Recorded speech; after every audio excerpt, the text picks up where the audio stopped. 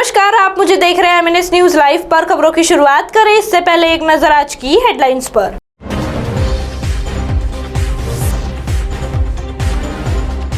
पहले RTPCR report लाए, फिर देखेंगे मरीज। 45 से अधिक आयु वर्ग को आज दी जाएगी वैक्सीन। 40,000 लीटर दूध दिल्ली भेजा। आइए अब खबरें देखते हैं विस्तार से। पहले आरटीपीसीआर रिपोर्ट लाइए, फिर देखेंगे मरीज। अन्य रोग से पीड़ित मरीजों को परेशानी, डॉक्टर इलाज करने से कर रहे इनकार। कोरोना काल में नई नई तरह की समस्या सामने आ रही है।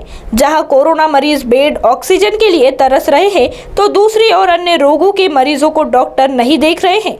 परिजनों ने बताया, डॉक्टर कहते हैं कि पहले आरटीपीसीआर रिपोर्ट या एनआरटीपीसीआर रिपोर्ट लाइए, उसके बाद ही इलाज करेंगे।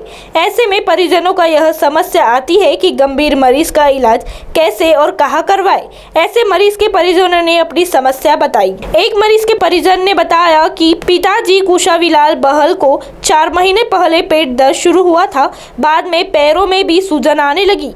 कई अस्पतालों के चक्कर लगाए, लेकिन डॉक्टर देखने के लिए तैयार नहीं हो रहे थे।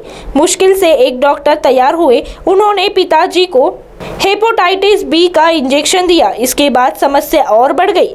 इंजेक्शन लगाने के बाद हार्ट के 3 नर्व्स ब्लॉक हो गई। फिर हम वापस उन्हें डॉक्टर के पास लेकर गए, लेकिन उन्होंने इलाज करने से इनकार कर दिया। हमें बहुत परेशानी हुई। फिर उन्होंने बुआ को सारी बात बताई। उन्होंने बालाघाट के एक डॉक्टर से बात की। अब उनका इलाज चल रहा है। एक मरीज के परिजन ने बताया कि कुछ दिन पहले उनके मम्मी की अचानक तबीयत खराब हो गई। फिर उन्होंने फैमिली डॉक्टर से संपर्क किया तो डॉक्टर ने कहा कि पहले आपको कोरोना टेस्ट करवाना होगा। उन्होंने डॉक्टर को कहा कि मम्मी की तबीयत बहुत खराब है, लेकिन डॉक्टर मान नहीं रहे थे। फिर उन्होंने कोरोना टेस्ट करवाया। कोरोना के कारण बहुत सारी समस्याएं भी फेस करनी पड़ रही हैं। मरीजों की रिपोर्ट देखकर ही डॉक्टर इलाज कर रहे हैं। कोरोना के अलावा अन्य कोई समस्या भी हो सकती है। तो वही दूसरी ओर 45 से अधिक आयु वर्ग को आज दी जाएगी वैक्सीन। 45 आयु वर्ग के नागरिक को 19 मई को कोविशील्ड के पहला और दूसरा डोज दिया जाएगा। 45 से अधिक आयु वर्ग के नागरिकों को 19 मई को कोविशील्ड का पहला और दूसरा डोज दिया जाएगा। राज्य सरकार की ओर से दोनों डोज के लिए वैक्सीन उपलब्ध कराई जाने की मनपा की ओर से जानकारी दी है। दूसरा डोज पहले डोज लेकर 12 सप्ताह पूरे होने वालों को दिया जाएगा। उसी के साथ स्वास्थ्य कर्मचारी, फ्रंटलाइन वर्कर को दूसरा डोज दिया जाएगा। मनपा के सभी वैक्सीनेशन सेंटर पर वैक्सीन लगाई जाएगी। सुबह 9:30 से शाम 5 बजे तक वैक्सीनेशन किया जाएगा। तो वही तीसरी ओर 40,000 लीटर दूध दिल्ली भेजा। ऑक्सीजन एक्सप्रेस अब दूध एक्सप्रेस का परिचालन कर संतरा नगरी से दूध की खेप भी पहुंचाने में जुटा हुआ है। ऑक्सीजन एक्सप्रेस से देश भर में ऑक्सीजन पहुंचा रहा रेलवे विभाग अब दूध एक्सप्रेस का परिचालन कर संतरा नगरी से दूध की खेप भी पहुंचाने में जुटा हुआ है।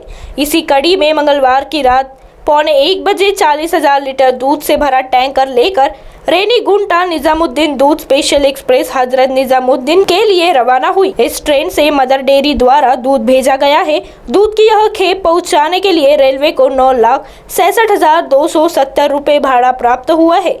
रेलवे अधिकारियों के मुताबिक दूध एक्सप्रेस के जरिए दूध के टैंकर की 10वीं खेप भेजी गई है।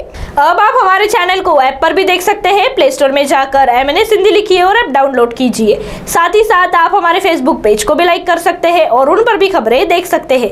लिंक है ट्विटर, इंस्टाग्राम पर भी आप हमारे खबरों को देख सकते हैं। आप हमारे चैनल को यूट्यूब पर भी देख सकते हैं और इसे यूट्यूब पर सब्सक्राइब करना ना भूलें। फिलहाल वक्त तो चला है एक ब्रेक का। ब्रेक से लौटने के बाद देश और दुनिया की तमाम खबरें देखने के लिए जुड़े रहिए हमारे साथ एमएनएस न्यूज लाइव पर। नमस्कार।